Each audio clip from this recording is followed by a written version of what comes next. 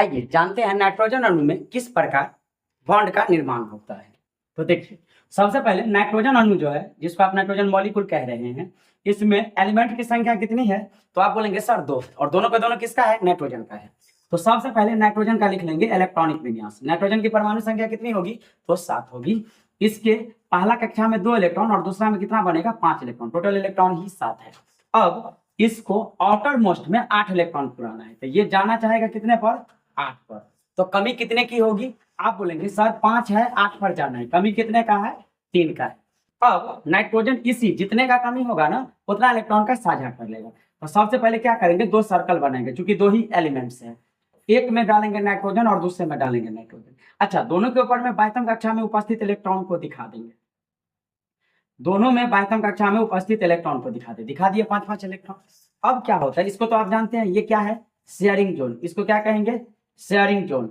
Sharing zone का मतलब हुआ साझा वाला क्षेत्र। इसको कहते हैं साझा वाला क्षेत्र। साझा वाला क्षेत्र। अब देखिए, अगला स्ट्रक्चर क्या बनाएगा कि एक ये हुआ, और इसमें नाइट्रोजन है और इसमें नाइट्रोजन है। इसके भी पास 5 इलेक्ट्रॉन, इसके भी पास 5 इलेक्ट्रॉन।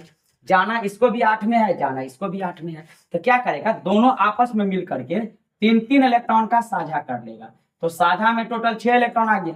ये नाइट्रोजन 3 इलेक्ट्रॉन दिया है, तो इसका 2 इलेक्ट्रॉन बचा रहेगा। और ये भी नाइट्रोजन 3 इलेक्ट्रॉन दिया है, तो इसका 2 इलेक्ट्रॉन बचा रहेगा। अब इसका गिनती कीजिएगा तो 2 इलेक्ट्रॉन अपना और 6 इलेक्ट्रॉन साझा वाला, मिलाकर चल गया 8 में। और इसका गिनती कीजिएगा तो 2 इलेक्ट्रॉन अपना और 6 इलेक्ट्रॉन साझा वाला में, ये भी चला गया 8 में। अब मजेदार बात यह है ना कि दोनों के बीच में जो बंधन बनता है वह बनता है त्रिबंधन, जिसको आप कहते हैं ट्रिपल बॉन्ड। जिसको आप क्या कहेंगे? ट्रिपल बॉन्ड कहते हैं। जिसको आप कहेंगे ट्रिपल बॉन्ड, इसी को कहते हैं ट्रिपल बॉन्ड, या हिंदी में इसी को कहेंगे त्रिबंधन। उम्मीद करते हैं आपको समझ में आ गया। और इस पर दिखा देंगे ये 2 फ्री इलेक्ट्रॉन, और ये फ्री इलेक्ट्रॉन है ना, जो बॉन्ड का भाग नहीं लेगा लेकिन ऑक्टेट को बताएगा, ये कहलाता है लोन पेयर। ये क्या कहलाएगा? Lone pair.